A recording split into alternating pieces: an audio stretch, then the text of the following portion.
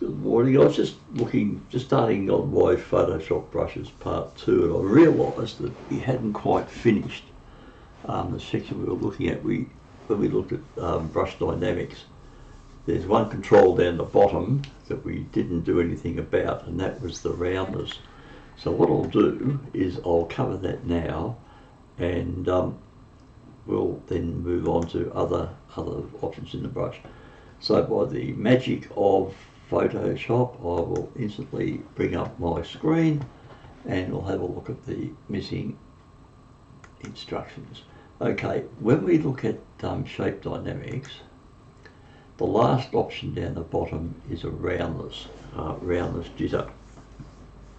We looked at the size jitter, and what the size jitter did is it took the brush and it made it smaller, right? But it kept its proportions. We thought we use it for, say, a wheel track going off in the distance. If we did a fade on it, there's a whole lot of things we could do with it, with the size becoming smaller. What roundness jitter does is it actually takes the brush and squishes it, and I'll show you what I mean.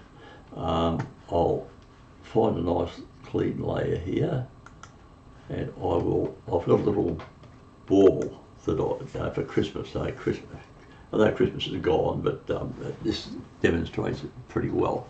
So I get a little bauble, and what I'll do is I'll turn on the roundness jitter, and you can see now straight away what happens when I click.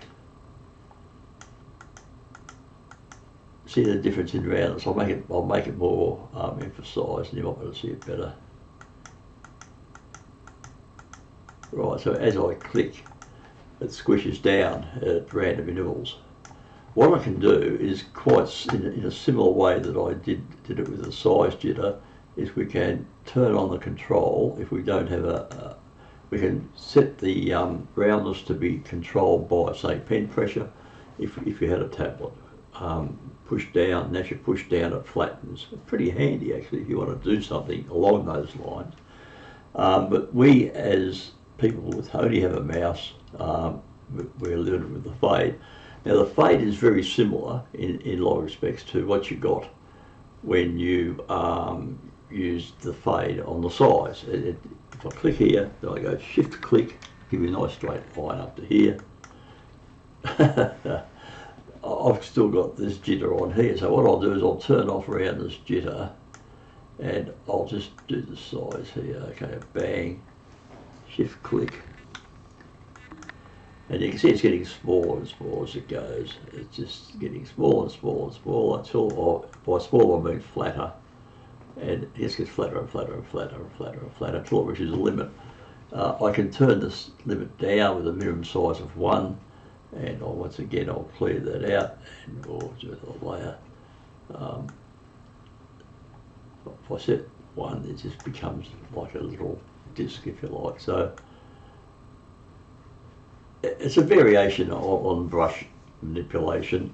I can't see a great deal of use for it because I probably haven't used it often enough. You may look at that and say, that's exactly what I want to do. I want to combine that with something else, like with angle jitter or something like that, and I want it to get smaller, or I want it to have a random up and down size. This is the way to do it. Use roundness jitter, and you're able to do whatever you want to do in that particular thing. I personally haven't used it, but it's available, and now you know all about it yourselves.